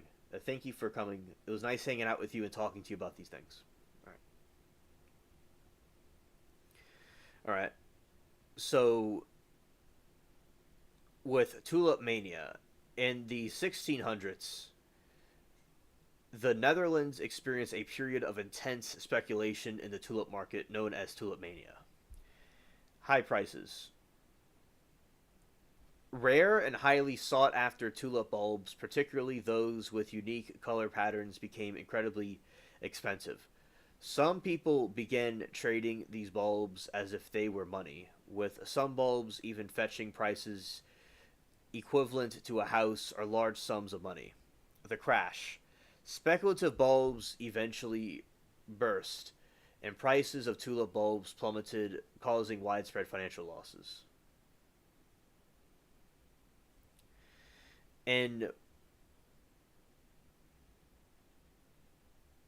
while some individuals experienced significant gains and losses during the tulip mania, some historians suggested that the impact was not as widespread and often portrayed, with many people not participating in the speculative trading. All right. All right, Overtime. So I have been looking at the Brian Koberger sentencing. That's what I was seeing yesterday. And there's not a lot of trial activity, but there's some stuff that I've been reporting on. And I've mainly been focusing on Epstein, the Epstein case, because basically with the Epstein, it was just a wild roller coaster of a saga, basically. And yeah, it's very humid. Yeah. And I, in a place where it's humid all the time, so I I do my nighttime walks, and I also do some stuff during the day if I'm able to. A lot of times I'm inside, but yeah, I've been walking in nature. It's been rain, but it's been raining a lot in my area every day, so maybe it's been a little bit cooler. But yeah, I have been doing my nighttime walks and doing my streaming and keeping up with my different people. And over time, I hope that you're doing well and everything's fine with you. Because it's good to see you. It's been a little bit since I've seen you, and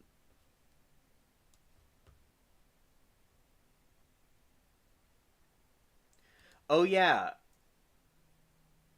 I like Columbo. Yeah, that's a good show.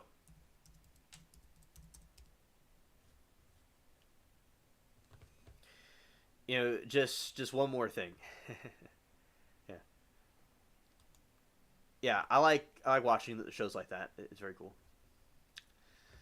Now, I watch TV sometimes. I mostly watch YouTube.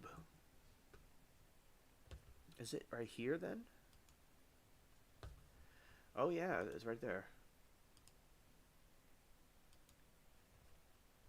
Okay, and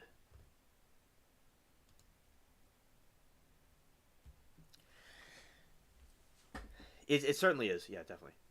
Now, I have not really, as I said, I just mainly watch YouTube.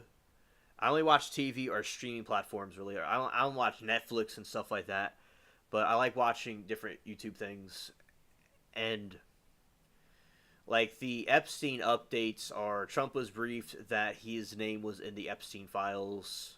Doesn't mean he did anything wrong, but he was in the Epstein files, like some real estate stuff he had done with Epstein, stuff like that. Now people think maybe there's other nefarious stuff in there, but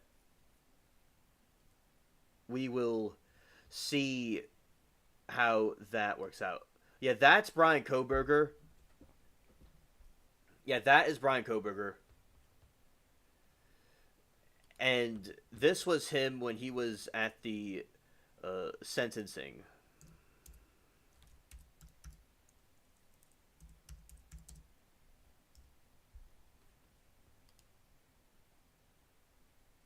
Yeah, those eyes are very disturbing.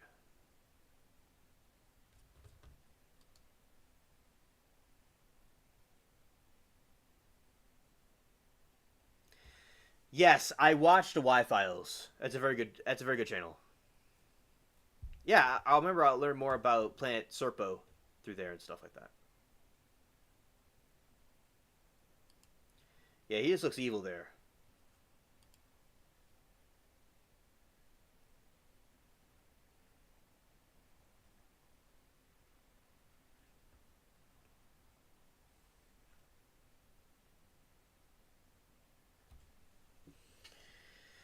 And he said, "Oh, annoying eyes. It's like a dude and his goldfish, and they explore mysteries and such." Yeah, I know exactly what you're talking about. And he has like a tinfoil hat over the fishbowl. Yeah, very good channel. He talks about a lot of things with UFOs and different stuff like that that I appreciate very much. And yeah, his eyes are completely insane. Yeah, definitely.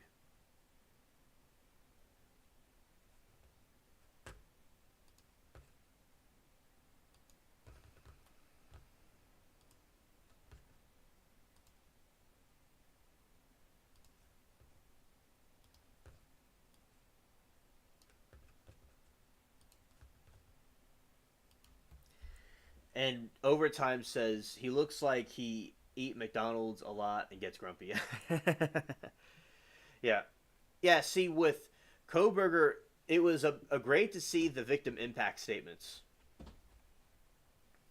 when the victims were talking about what they were going through and about what their because their relatives were murdered. You know, he murdered a whole group of people. Orange man for life, right? Right. And with the different people with not Epstein with Brian Koberger, he was bullied in school and he was addicted to heroin. Then he went back on a better path. And Overtime says, "OMG, Trump probably bangs Bondi." Yeah. So with Trump, we were talking about yesterday that maybe he has a long term plan, and he's getting the news to talk about the Epstein files. They weren't interested in it before. Like I think he's probably up to he may be up to something. Now he's mentioned in the Epstein files, and people think it could be something nefarious, but maybe it's not nefarious necessarily. He might have been because of some business stuff he may have done with Epstein, but people are suspicious about him. But I'm just waiting to see what exactly happens with it because because Maxwell is going to testify before Congress next month.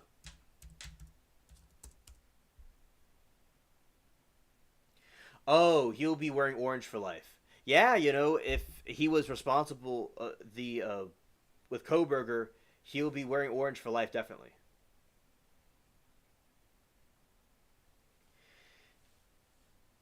And Koberger had bags under his eyes.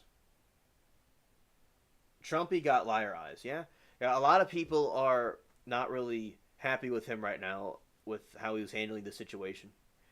And we'll see with Maxwell testifying if that sheds any light about the Epstein files. Yeah. Unless he had some other plan where he was going to do it differently, we'll see if he had something else up his sleeve to expose the corrupt people. But yeah, as I said, people are not really big fans about how he handled it. But there's the victims weren't even aware that they were going to be releasing the grand jury files. But the judge in Florida blocked the ability for to release to unseal the grand jury files from the Epstein case. So it got blocked. So there's people are still in the dark about it.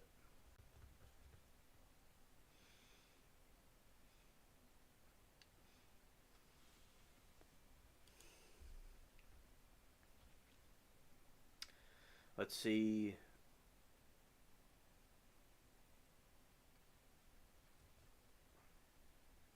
All right, here's something new. Trump's deputy attorney general says he will meet with Ghislaine Maxwell again tomorrow. Okay.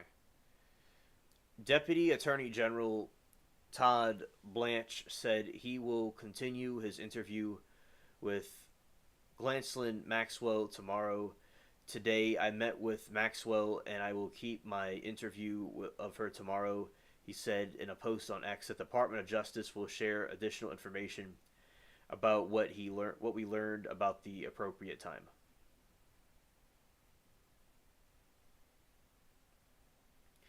And Overtime says Trumpy will try to pay Ghislaine Max maybe and pardon her.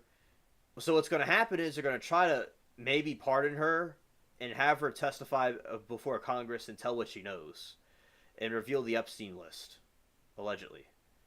So we'll see how that goes because it looks like they're going to do that.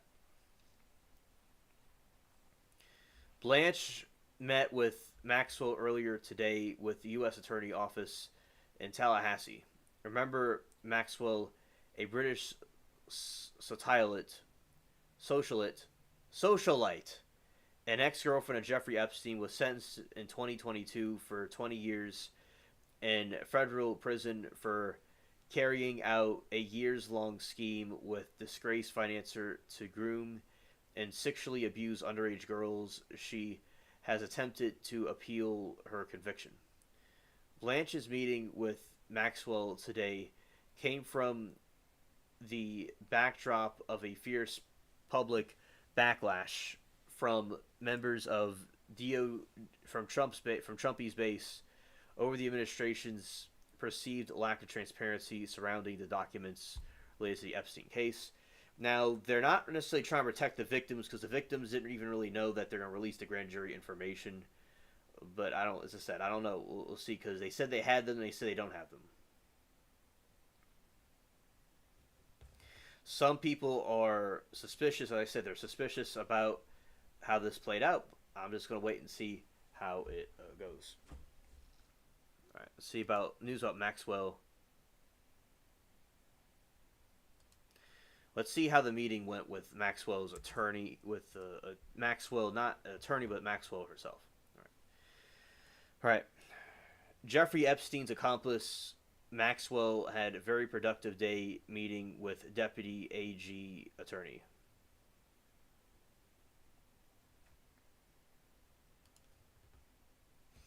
U.S. Deputy Attorney General Todd Blanche met with Maxwell in Florida on Thursday, just 1 day after a congressional committee voted to subpoena Jeffrey Epstein's accomplice, provided additional testimony surrounding years of sex crimes. Speaking of the reporters outside the federal courthouse in Tallahassee on Thursday afternoon, Maxwell's attorney, David Oscar Marcus, said that his clients and Blanche had a very productive day. Blanche took a full day and asked a lot of questions. Marcus said that Miss Maxwell answered every single question. She never stopped and she never invoked the privilege. She never decided to answer. She answered all questions truthfully and honestly in the best of her ability.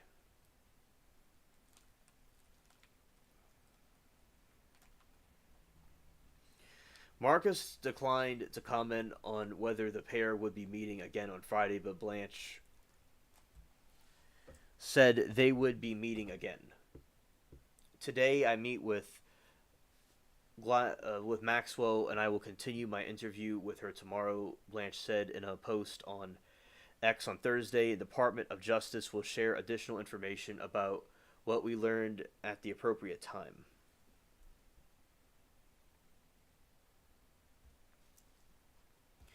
The meeting came as Maxwell reportedly compiling new evidence pertaining to alleged government misconduct stemming from her 2021 trial to hand over the Department of Justice, DOJ, and her brother and Ian Maxwell confirmed for Fox News Digital.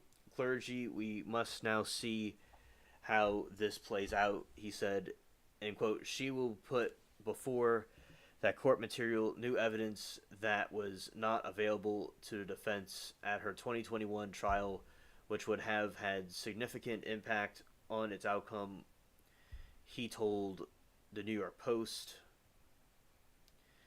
She has long been regarded as a key figure in Epstein's criminal empire, often seen alongside him at social events, handling the logistics of the sexual escapees.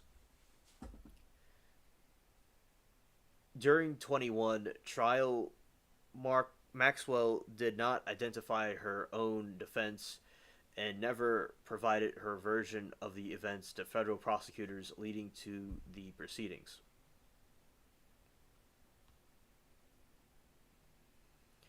Development comes after a Florida judge rejected the Trump administration's attempt to unseal transcripts of the grand jury investigations stemming from Epstein's proceedings on Wednesday, as similar requests remains pending in New York.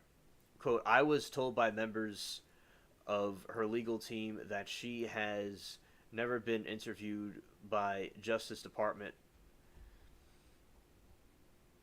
Jonathan Turley told America Reports on Thursday that does raise the question of whether she's an untrapped source of information. Turley pointed to an assumption that Maxwell had information to trade in exchange for leniency in her sentence. She would have likely done it years ago during her trial, calling the interview significant. Justice Department means business. A.G. Blanche sent to meet Maxwell.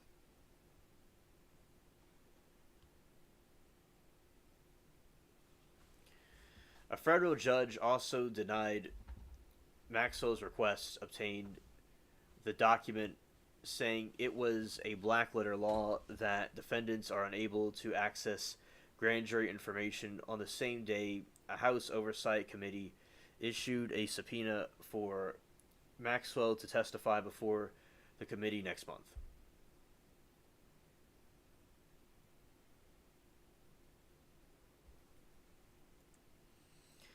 As for the Congress subpoena, Miss Maxwell taking this one step at a time. Marcus previously told the NBC she looks forward to her meeting with Department of Justice, and discussion will help inform how she proceeds. However, the House Speaker, Mike Johnson,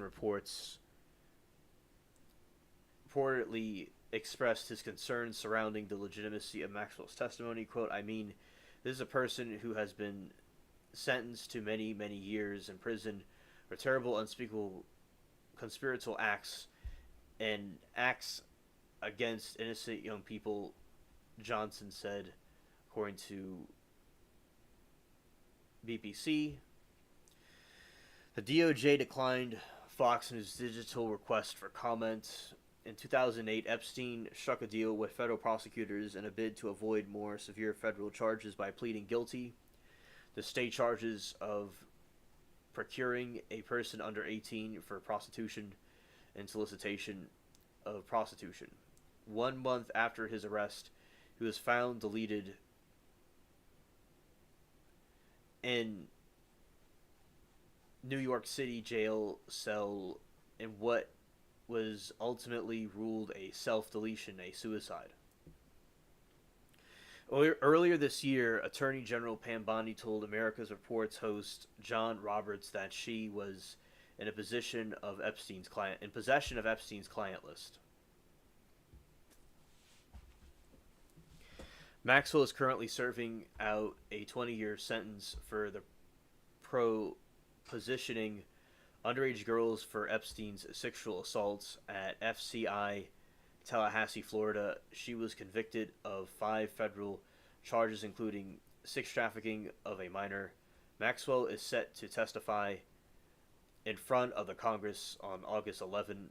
Maxwell's attorney did not immediately respond to Federal News Digital's request for comment. Now, as I said, people think it's a clown show because they said they had files, they said they don't have files.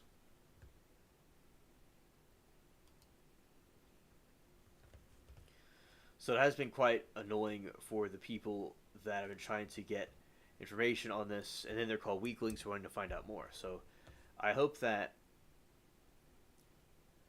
they have some more life,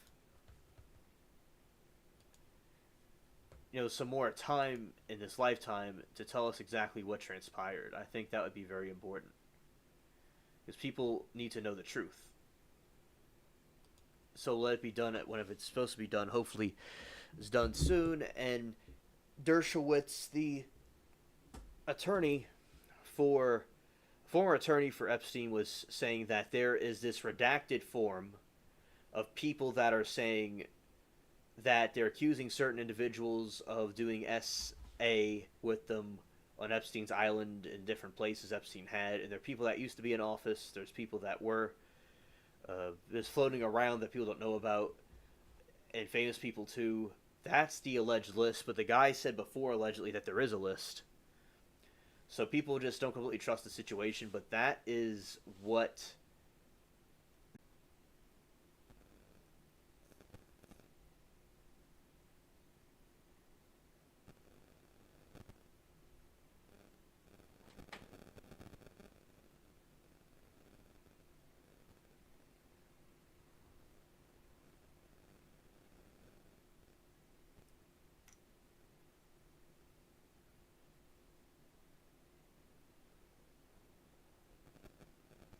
All right, I'm back.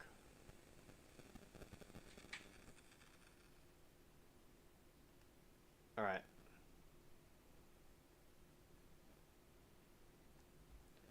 Okay, I'm back on. So what happened was a I had a situation occur with my uh, I had an app open that was causing the stream to get dragged down. And all right, so anyway, with Epstein's files, they they completely see with the Epstein files, they were completely they're saying that there was a redacted list of information that was going to come out, but there's dispute about if there really is a list or if it's a bunch of people accusing other famous people and non-famous people of these actions, and the names have been blotted out. Yeah. So that is a theory that is floating around about it.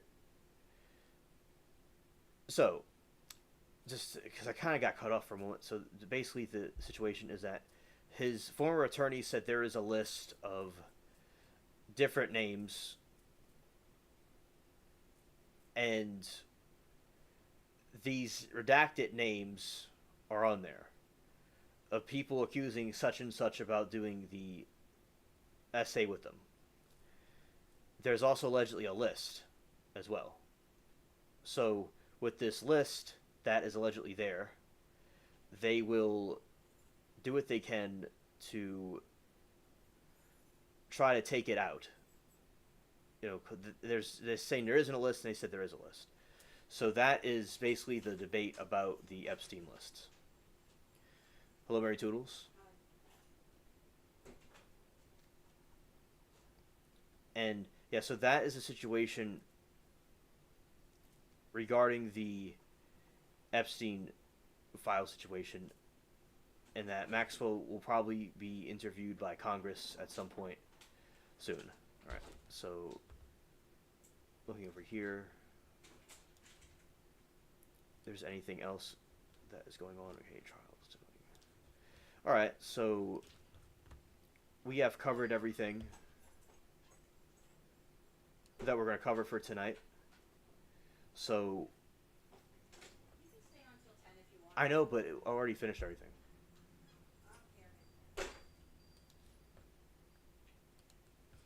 All right, so basically, we are we are going to. I covered everything that we were going to be talking about for tonight.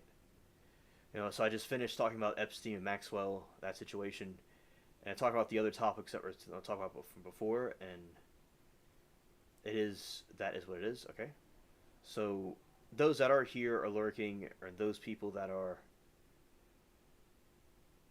going here now. I'm glad everybody came. Thank you all for coming. And yeah, okay. So as I said, we're completing the stream because we've ended the stream for the night because I've talked about what was needed to be said. I'm going to see if there is anything else. You know what? I guess I could do for a little bit if there's anybody else that comes in here between now and couple minutes from now, I could read about the tulip thing. Maybe see if anybody else want to come and say something. They can. Sometimes people like will come in and say, "Oh, I got to the stream after when it was over." So read a little bit about this.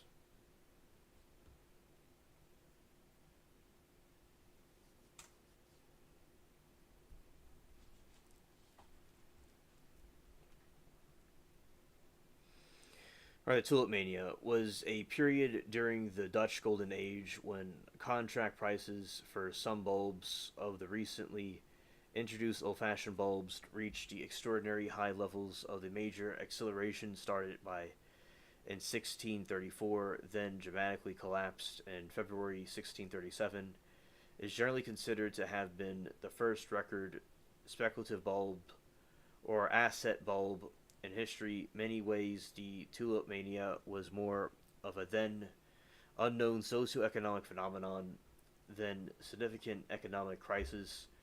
It had no crucial influence over the pro- prospers the prosperity of the Dutch Republic, which was on the world's leading economic financial powers in the 17th century with the highest per capita income.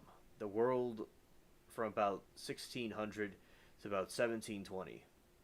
The term tulip mania is now often used metaphysically to refer to any large economic bulb when asset prices deviate from the intrinsic value.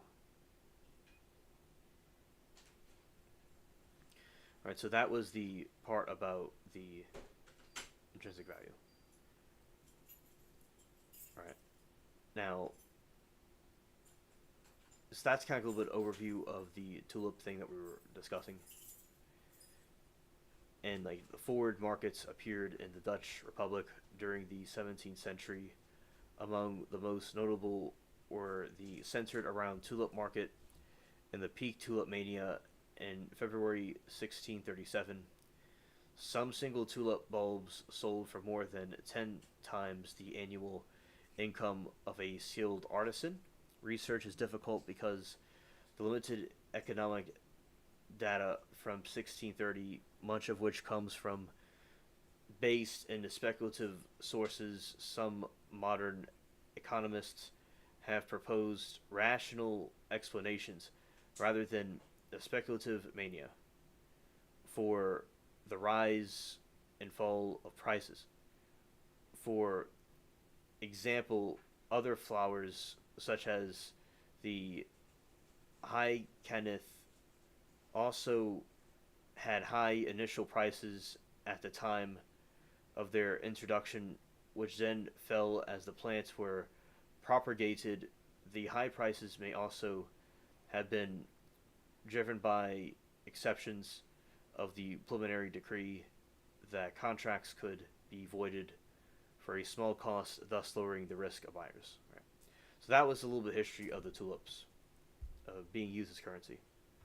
All right, so thank you all for coming. I hope everybody has a good evening. Thank you all for being here. Those that came by earlier, those that might be here, whatever. Have a good evening and peace. All right, and then the thing doesn't really work, so we have to do it like this. Doesn't work, it's okay. Not a problem. Let's see, like that, and no, that's all right. We'll get it right on the next one.